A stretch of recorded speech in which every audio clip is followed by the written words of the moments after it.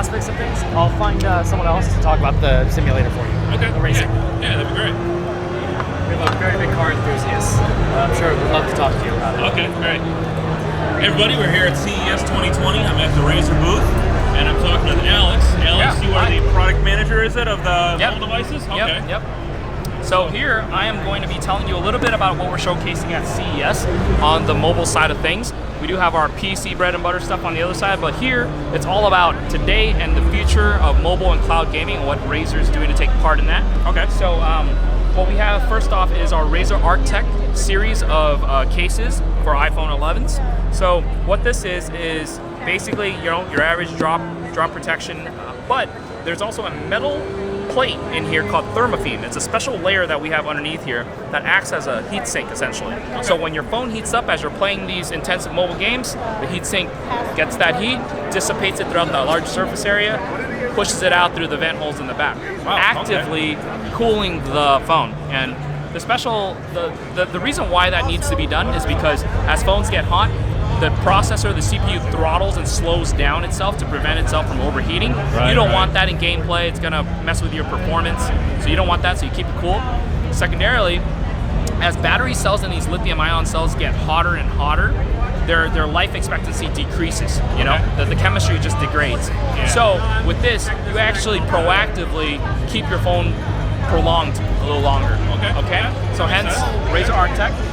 So what does one of these cost? Are they on the market yet? Yeah, they're on the market. You can find this one for $44.99. Okay, so very similar to just other. Pick this up and see. So you said it's okay. So it's got drop protection like any other iPhone case. I feel like that. Yep. But you said that the pad underneath here is made out of what? Thermal. It's called thermophene. It's a patent pending layer of metal for us that essentially acts as a heat sink. And I'll tell you this. I don't have it out right now, but I actually had a live demo test where I had two iPhone 11s, one wearing this, one wearing an Autobox, and I had a temperature gun connected to them, and I would run stress tests to basically push the phone to a point of heating itself, and then measuring the temperature in real time, and you'll see that ours typically averaged a 5-degree Fahrenheit delta lower than the Autobox, which doesn't have active cooling, doesn't have ventilation, so it's essentially an insulator for heat. And when you touch that, you don't know it's hot because it's a thick phone, or it's a thick case, so you don't know. But in fact, that phone is burning up, and you're paying $55 for a case that's probably going to ruin the battery's lifespan. Okay? So hence, we have these cases. That's number one. What else we got here? So number two, we are ready for very precise input for all these very high-end mobile games that's coming to life, okay? So what we have here is the Razer Kishi. It's a universal mobile gaming controller for either Android or iOS. There's two versions, okay? So basically, the way this looks is on the backside here.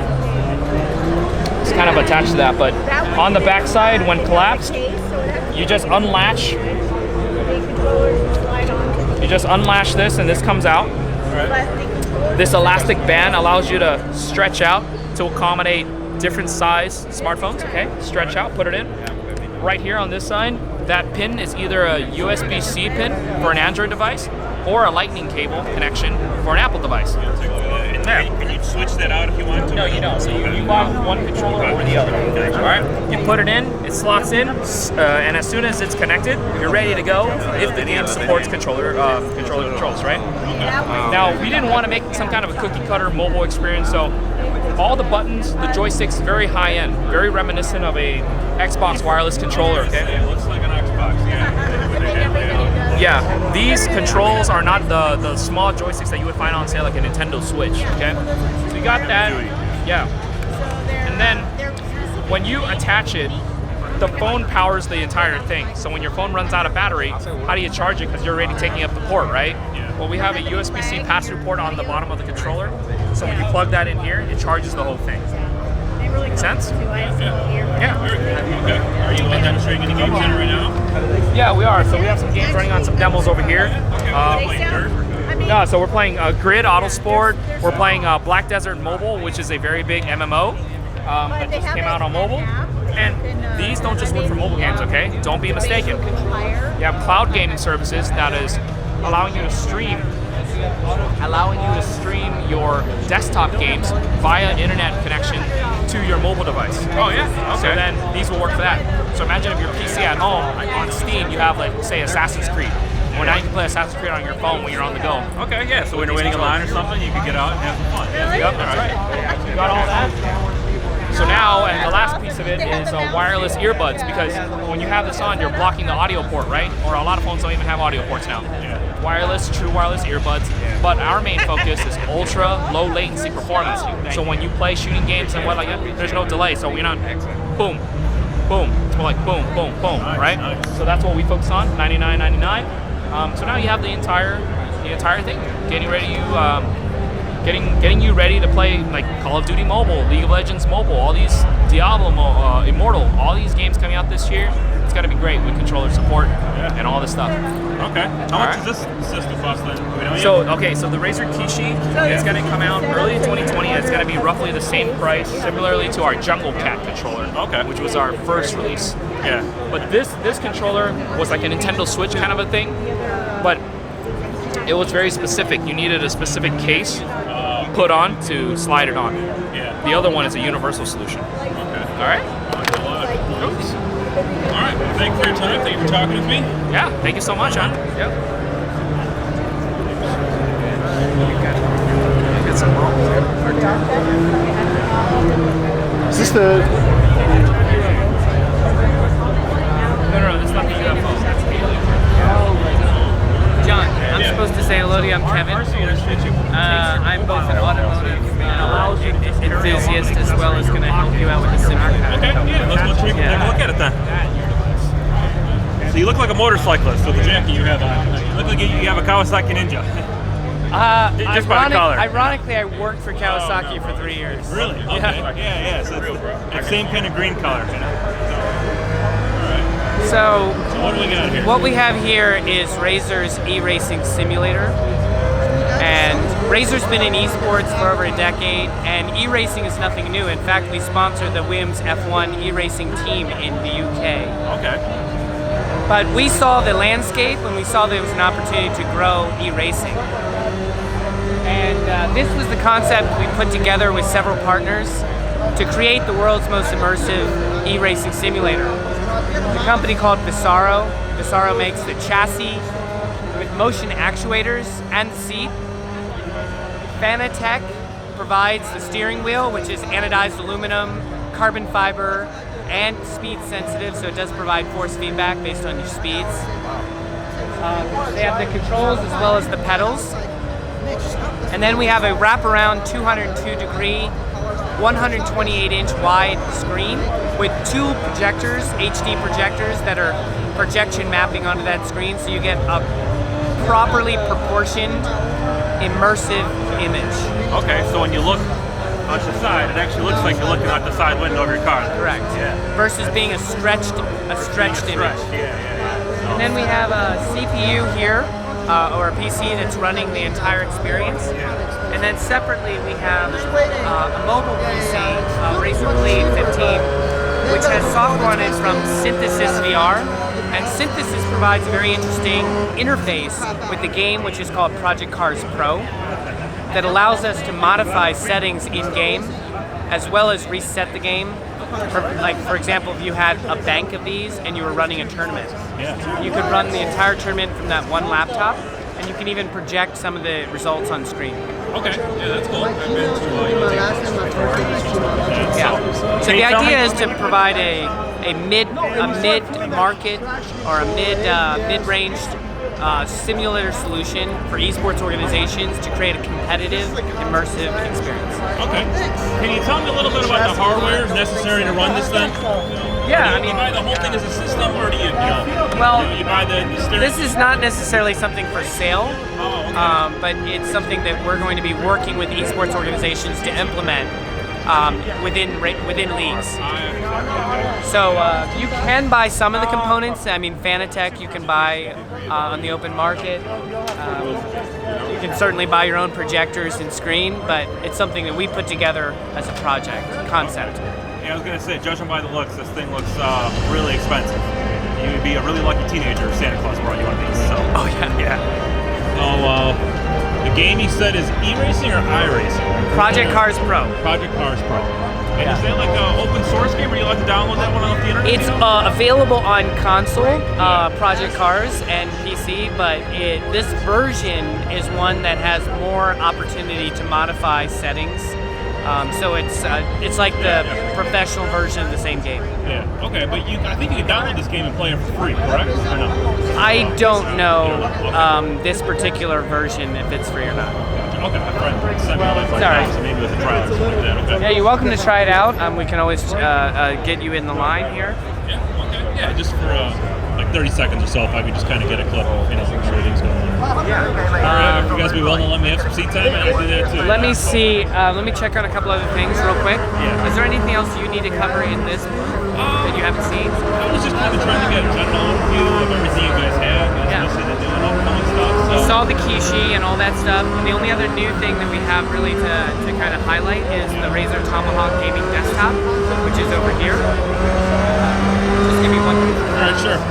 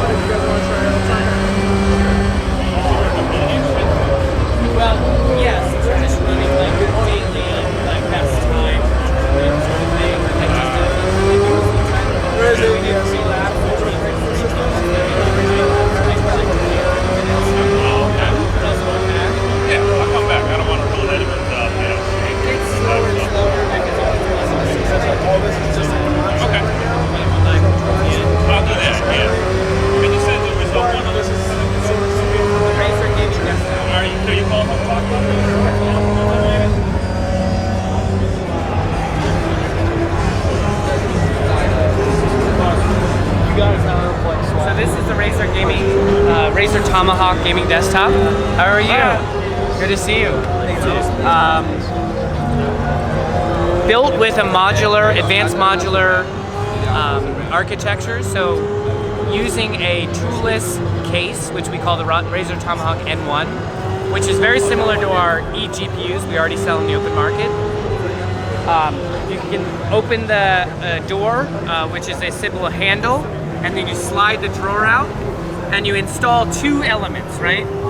The Nook card and the Razer, the NVIDIA graphic card in this particular case, into the PCI slots. Close the drawer up, and you have a full gaming desktop. Okay, so this is kind of like is this the motherboard essentially? It's the motherboard, the CPU, the memory, and the SSD drive, all in one. Okay, that's cool. I've never seen something like that. So. And the SSD and the SSD and the RAM are upgradable. Okay, yeah.